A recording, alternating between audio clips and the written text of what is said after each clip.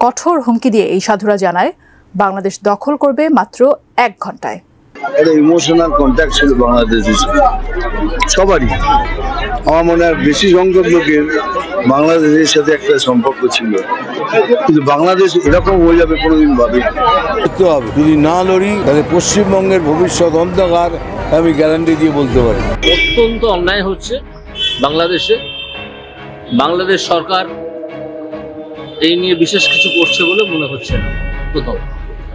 দ্বিতীয় হচ্ছে, এই যে ইউনূস, ইনি নোবেল শান্তি পুরস্কারের জন্য একটা নোবেল শান্তি পুরস্কার পেয়েছিলেন।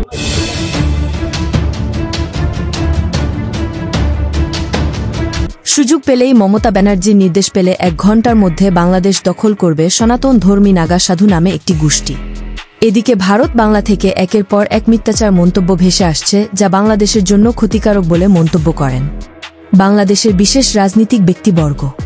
সূত্র ধরে জানা যায়, সনাতনী ধর্মীরা নাকি বাংলাদেশে অনেক অত্যাচারের শিকার হচ্ছেন বলে মনে করেন এই নাগা গোষ্ঠী।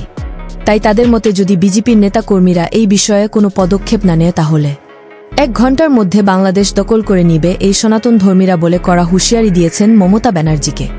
এমন মন্তব্য শোনার পর বাংলাদেশি কিছু রাজনীতিক ব্যক্তিরা এখন মনে করছেন, ভারত বাংলাদেশ যে ভালো সম্পর্ক বর্তমান আছে তা দিন দিন ফাটলের দিকে যাচ্ছে বলে মনে করেন ভারত বাংলার এক সময়ের অন্যতম অভিনেতা মিঠুন চক্রবর্তী।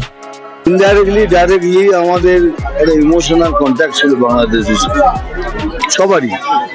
আমার মনে হয় বেশি সংখ্যক লোকের বাংলাদেশের সাথে একটা সম্পর্ক ছিল, কিন্তু বাংলাদেশ এরকম হয়ে যাবে কোনোদিন ভাবি। ইমোশনাল কন্ট্যাক্টটা ভেঙে যাওয়াতে কষ্ট পেয়েছি, কিন্তু বাংলাদেশ এরকম হয়ে যাবে কখনো ভাবিনি। শেষে দেখার বিষয় হলো, এই সনাতন ধর্মী কি আসলেই পারবে মাত্র 1 ঘণ্টা সময়ে বাংলাদেশ দখল করতে। ভিডিওটি দেখার পর আপনার মূল্যবান মতামত আমাদেরকে কমেন্ট করে জানিয়ে দিতে পারেন। আমরা আপনার সেই মহামূল্যবান কমেন্টের রিপ্লাই দেওয়ার জন্য সর্বদা প্রস্তুত রয়েছি।